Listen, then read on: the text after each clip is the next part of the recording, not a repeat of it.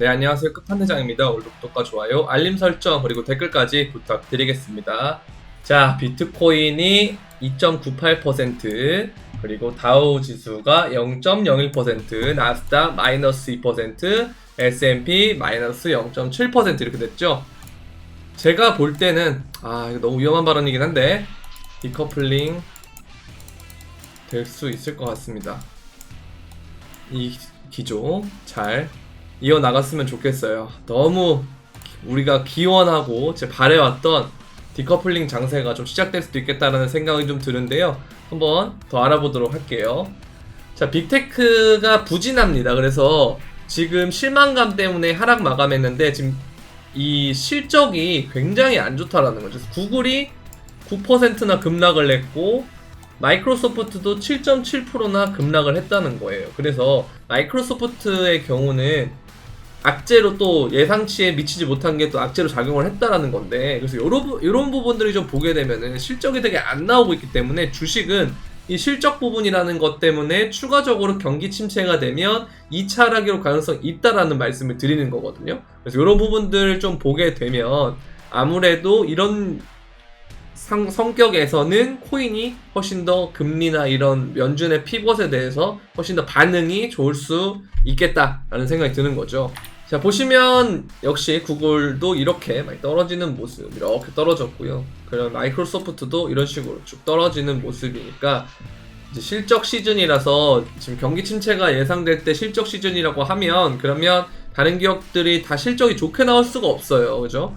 왜냐하면 또 우리나라 기업만 봐도 맞는 게 보면은 삼성전자 역시도 3분기 반도체 영업이익이 반토막이 나서 5조 원대로 떨어졌다라는 거죠. 그리고 하이닉스 역시 작년 대비 60.3%라고 됐다는 겁니다. 그래서 되게 지금 기업들이 힘든 시기를 보내고 있고 뭐 우리도 마찬가지고요. 그래서 이런 과정에서 연준이 마냥 계속 금리를 올릴 수 있느냐 이거죠. 그래서 보면은 금리를 그만 올리라는 압력에 지금 직면을 했다라는 거. 그리고 이에 맞서서 이런 부분이 또 그 달러 인덱스에 반영이 돼가지고 달러 인덱스가 지금 한 달 사이에 최저를 기록하고 있다. 그래서 달러 인덱스도 고점을 찍고 추세 변곡이 온 게 아닌가라는 그런 계속 예상을 하게 만드는 그런 움직임을 보이고 있다라는 거.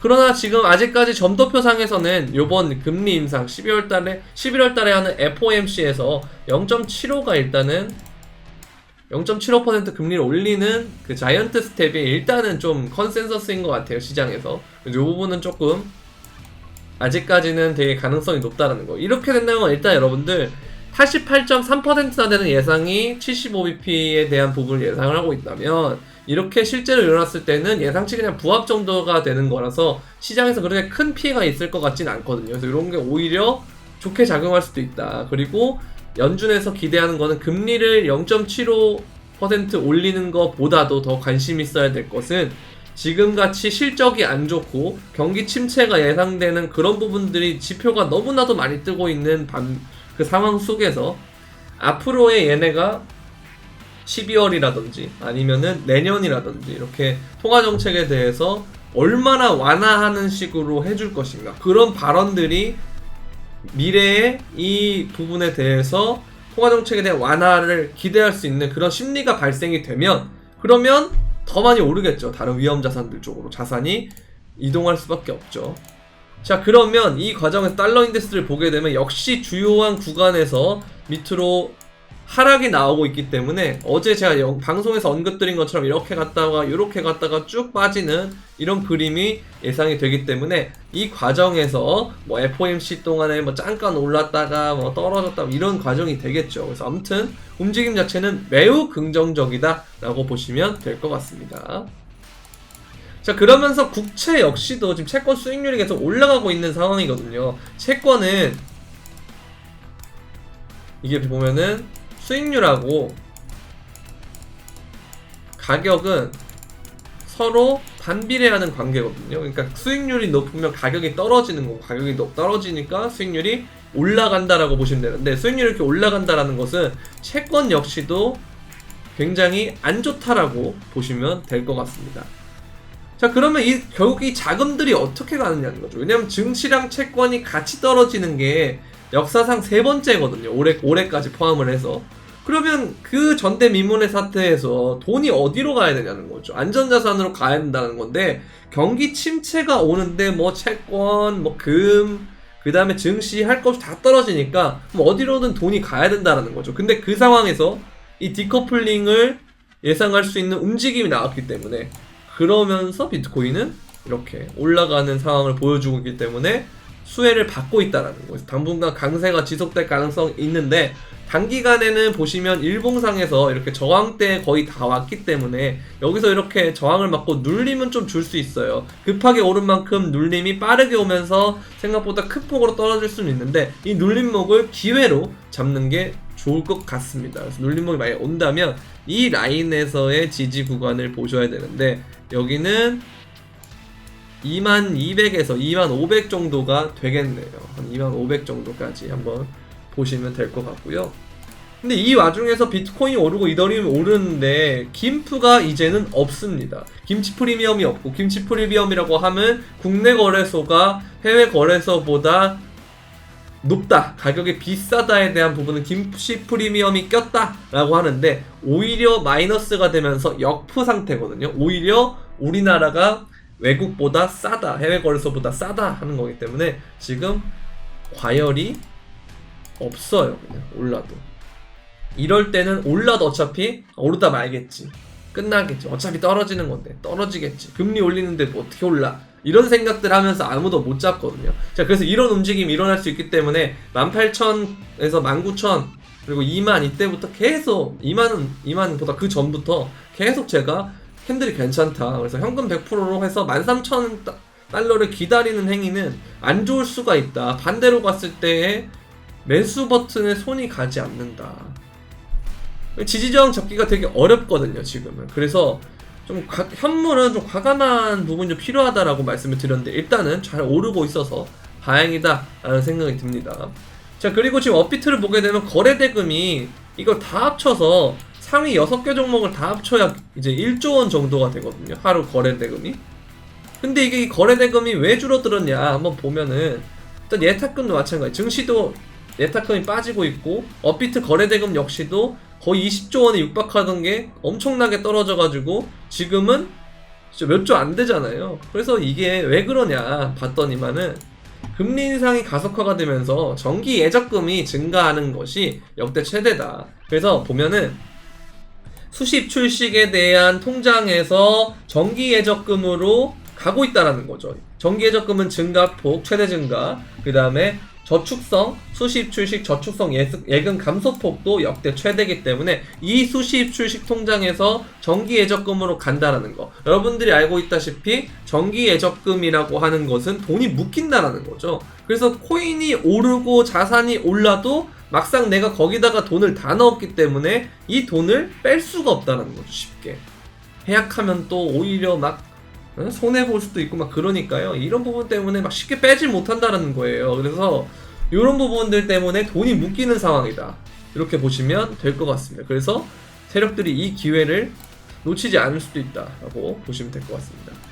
자, 그리고 영국 파운드화가 하락을 하면서 9월달에 비트코인과 파운드 간의 거래량이 급증했다고 하는데 이게 결국은 무슨 말을, 어떤 걸 뜻하냐면 자국의 통화나 뭐 채권이나 이런 것들이 위기가 생기면 그럼 결국 이거에 대한 대안으로 어디로 오고 있다? 비트코인으로 온다는 거 실제로 확인이 된 거예요. 확인.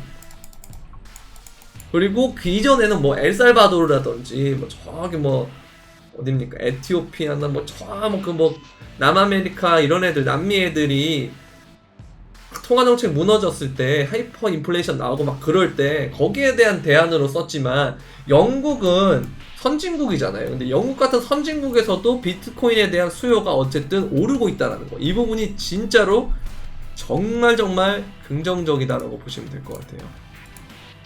자, 그리고 그 와중에 가장 많이 오른 코인은 뭐니 해도 이놈 이더리움이었단 말이죠. 근데 이더리움은 제가 계속 영상에서도 그렇고 디플레이션에 대한 부분 때문에 계속 언급을 드렸는데 영상 설명란에 있는 텔레그램 공개 브리핑, 막 이건 무료입니다. 무료. 이거 뭐 여기서 제가 이렇게 올려드렸거든요. 10월 26일 또 계속 이렇게 이더리움에 대해서 강조를 했고 비트코인보다 이더리움 상승률 좋다. 그래서 머지 이후에 디플레이션으로 됐기 때문에 소각량이 늘어나서 계속 이더리움 한 코인 한 개 자체의 희소성이 올라가기 때문에 가격이 올라갈 수밖에 없는 구조가 되면서 이더리움의 희소성은 점점 증가될 것이다 라는 말씀을 드렸는데, 이게 어쨌든 추후에 상승장으로 오면서 처음에는 에이다가 이렇게 가장 높았는데요. 근데 이게 시간이 지나면 지날수록 이더리움이 더 상승률이 높아지는 그런 형태가 됐기 때문에 이더리움 주도의 지금 단기 상승장이다 라고 보시면 될 것 같습니다. 그래서 이더리움을 잘 봐야 돼요, 계속. 자, 그럼 이게 들어가는 방법은 뭐냐면, 또 모르시는 분들이 있기 때문에 영상 설명란에 들어가시면 이렇게 있습니다. 텔레그램 브리핑 주소, 이게 이제 아까 보여드렸던 공개 브리핑 방이고요. 요 밑에 정보방은 다른 이제 에어드랍이라든지 아니면 이슈라든지 이런 것들을 다루는 채널이기 때문에 요거 두 개 구독하는 건 다 무료니까요. 빠뜨리지 말고 구독 많이 해주시면 감사하겠습니다. 자, 그리고 이더리움이 머지 업데이트라는 것을 하면서 POW에서 채굴 방식에서 POS 이자를 받는 방식으로 바뀌었단 말이죠. 그러면서 얘가 처음에는 이렇게 유통량이 증가하다가 어느 순간부터 쭉 감소하더니만 이제는 거의 머지가 끝난 이후에 41일이나 지났는데 지금 1132개밖에 이더리움이 증가하지 않았어요. 이게 추후에 이 속도로 간다면 마이너스가 되겠죠. 그러면서 이더리움의 총 공급량이 여기서 줄어드는 상황이 된다는 거죠. 이게 뭐냐? POS를 통한 이자 양보다 이더리움 네트워크의 트랜잭션을 쓰면서 이더리움이 소각되는, 가스비를 통해서 소각되는 소각량이 더 높기 때문에 이렇게 전체 물량이 감소한다라는 거죠. 그래서 이런 부분들 좀 잘 보셔야 될 것 같고요. 그 다음에 바이낸스에서 거래소 밖으로 이렇게 비트코인을 출금을 했는데 5만 개가 넘는 비트코인을 출금했다는 소식입니다. 이렇다는 건 거래소에서 유지 물량이 줄어든다는 건 역시 이것도 매도 압박이 줄어드는 거기 때문에 굉장히 좋은 시그널이다 라고 보시면 될 것 같고요. 근데 이게 언제부터 줄었냐면은 이때부터 줄었어요. 사실은 7월달부터 상승장 그 다음에 쭉 하락장 되는 과정에서도 계속 이렇게 비트코인의 양은 줄어들었기 때문에, 그러다가 이제 가파르게 떨어지는 시점은 17,600부터 지금까지 이렇게 가파른 각도로 떨어지고 있거든요. 근데 이게 이제 언제랑 좀 유사하냐고 보면, 추후에 비트코인 가격이 이렇게 오르는 동안에 또 계속 떨어진다고 했을 때 우리가 이제 2020년 코로나 빔 이후부터 2020년 11월 정도까지 11월 12월까지 가격은 이렇게 오르다가, 그죠? 그러나 거래소 보유량은 이렇게 줄어드는 그런 과정, 이 요소가 되면 이때도 되게 역투였거든요. 이때 이렇게 오르는 동안에도 사람들이 관심을 갖지 않았죠. 그것처럼 지금도 이런 식으로 되면 얘가 이렇게 오르는 동안에 관심을 갖지 않을 가능성이 높기 때문에 이 부분 계속해서 체크해서 확인하는 것이 좋을 것 같습니다. 저도 계속 체크를 해가지고 여러분들한테 영상으로 보여드릴 테니까요. 이거 영상 계속 보려면 어떻게 해야 되죠? 구독하고 좋아요 눌러주셔야 되고, 그리고 알림 설정까지 해놔야 이런 영상들 올려드릴 때마다 계속 양질의 영상 여러분들이 바로바로 시청하실 수가 있거든요. 그래서 구독과 좋아요, 알림 설정 한 번씩 부탁드리고요.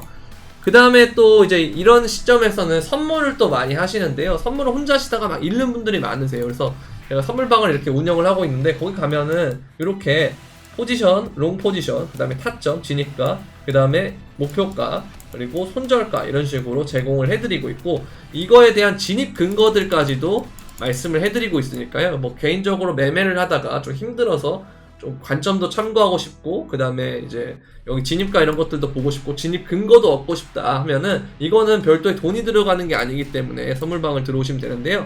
이렇게 이제 수익 인증을 이렇게 하고 있고요. 이런 식으로 요번에 롱으로 굉장히 많이 먹었다라는 거. 그리고 여기 들어오시는 방법은 영상 설명란에 보면 비트겟 거래소 가입하는 링크가 있습니다. 거기다가 대서 비트겟 거래소를 가입을 하시고, 그 다음에 선물 트레이딩방 참가 신청 링크를 통해서 이렇게 나오거든요. 이런 식으로 가입 이메일 주소와 UID가 이제 이거죠. 가입하면 이제 고유 UID가 발급이 되는데 이거를 적어주시고, 비트겟 거래소 입금 여부 체크, 입금액, 그 다음에 연락받으실 메일 주소 기재해 주시면은 아까 보여드렸던 텔레그램 선물방 브리핑방과 그 다음에 카톡방 링크를 알려드립니다. 메일로. 근데 카톡방에서 제가 관점 근거라든지 아니면 여러가지 것들을 알려드리거든요. 그래서 요거 많이 관심 가져주시면 감사하겠습니다. 그리고 현물을 하시는 분들은 또 이렇게 멤버십이 있는데요. 이거는 이제 그 구독 버튼 옆에 있는 가입 버튼을 통해서 가입할 수 있는데, 이제 두 가지 를 제공을 해드려요. 첫 번째는 거시경제에 대한 제 브리핑과 이렇게 해석들 이렇게 제공을 해드리고 있고, 주요 이슈들을 좀 뽑아가지고 거기에 대한 해석이랑 앞으로 어떻게 될 것인가에 대한 저의 관점 이런 것들 말씀드리고, 그 다음에 현물 브리핑해서 비중을 어떻게 들어가고 얼마에 뭘 들어가는 것까지 이런 것들 말씀드린다라는 거. 비트 이더 위주로 가져갔는데 요즘 이더가 굉장히 좋죠. 이것도 이전에 상승이 하기 전에부터 계속 매집을 이렇게 해왔다라는 거. 이렇게 현물 매매를 하다가 여러분들 좀 어렵다 하시는 분들은 현물 멤버십을 이용하시면 된다라는 거, 그렇게 보시면 되겠습니다. 자, 여러분들 오늘도 영상 시청해주셔서 감사드리고요. 도움이 되셨다면 구독과 좋아요, 알림 설정, 그리고 댓글까지 부탁드리면서 즐거운 하루 보내시길 바랍니다. 그럼 안녕.